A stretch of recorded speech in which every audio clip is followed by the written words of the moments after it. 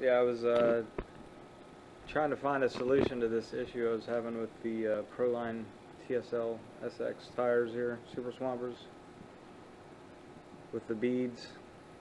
So I was like searching around YouTube all day, couldn't find anything that really offered any real solution. Some people say they just were able to get them to work, and others were using glue and stuff to try to hold the bead from popping out, which I wasn't satisfied with. I got the Vanquish Method 105 wheels here. I didn't want to try gluing stuff to them, and even if I did glue them, I couldn't get the wheel halves together. It was like leaving a gap between the inner and outer, so it just wouldn't work. I would have needed longer screws. It was just no good. So came up with a method using the Dremel tool to actually machine in a bead on the rubber, and it worked great. So check it out here. Show you how I did it. As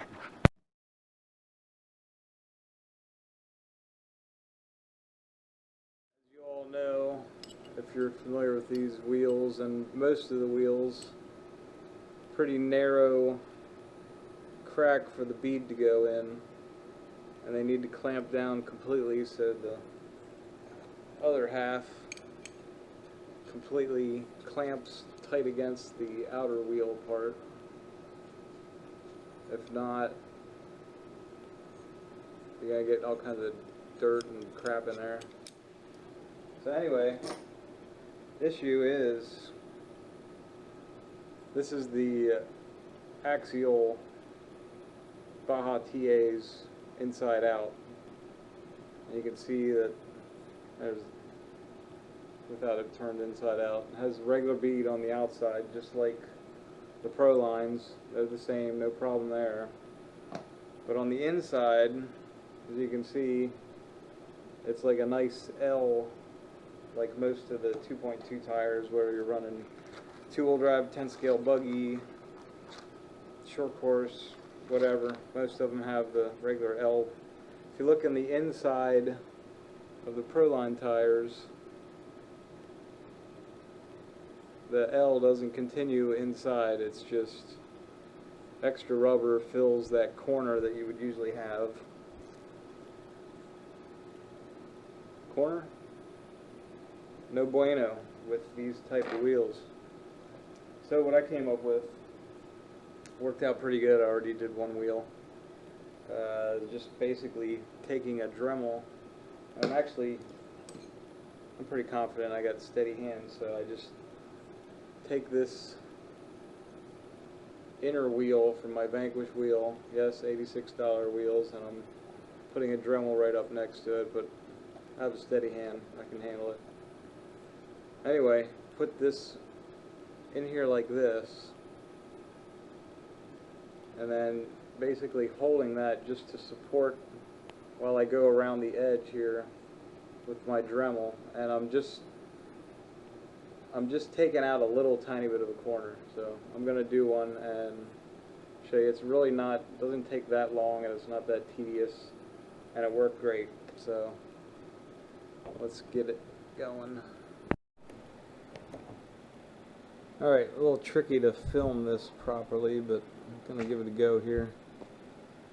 A little bit better camera angle so you can kind of see the way I was using this Dremel tool. Come on, focus. Gonna focus. Actually, when I'm running around this thing, I'm not so much using the cutting edge like you usually use when you're cutting off screws or whatever you're doing. Basically getting it in there, and I'm just getting it. You can see where the sidewall rubber over here meets the bead rubber. It forms an angle. If you look on the other side here quick, so you actually have a fairly sharp line. If this camera would focus, you could see it better. Okay, it's not focusing very good, but there is a corner, about a 45-degree corner there. You can kind of see it there. So basically, just using the more using the side of the cutoff wheel, and I'm just coming in at that corner, and I'm just cutting from the corner down and just rubbing it smooth, just working my way around, not skipping into my $86 a pair of wheels. Just go around and just take a little bit out, and basically the depth I'm going is just a little bit thicker than the thickness of this cutoff wheel, so it's not even an eighth of an inch. It's probably like a little over a 1/16, maybe 3/32 or something at the most. That's all you got to do. I hope this helps you guys out. I was experimenting with different speeds on the Dremel. Seems like too fast you're melting, and too slow it's kind of jumps around on you. So kind of a medium speed. I'm just using a regular old cutoff disc here. This one's kind of worn down.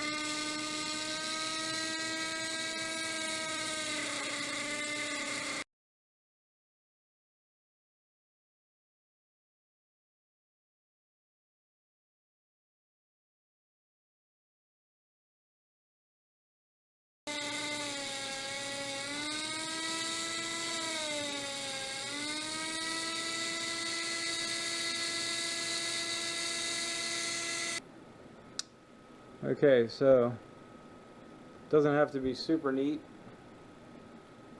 but that's basically all you need to do. That's really just took me a couple minutes to get around there to mimic that.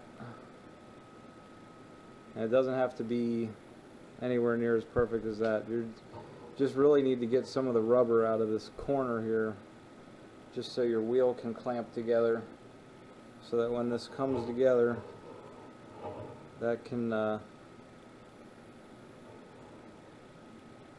fit inside that groove there. I'm trying to get the camera angle right here. Just needs to get in there, just a little bit of a relief, so you can get your wheels clamped together completely. That's all it takes. A couple minutes on each bead. You got to do the other side too. So I'm gonna get the rest of them done, and I'll be wheeling. It's working pretty good so far. I got one done. I'll show that to you here in just a second.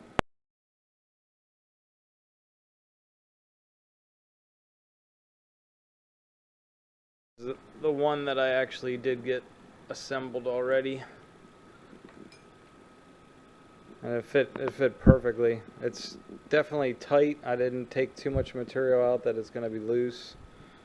I was yanking on them pretty good, and they are not coming out. I can really yank on it, and it's not coming unseated at all. So all you got to do is hope this helped you out.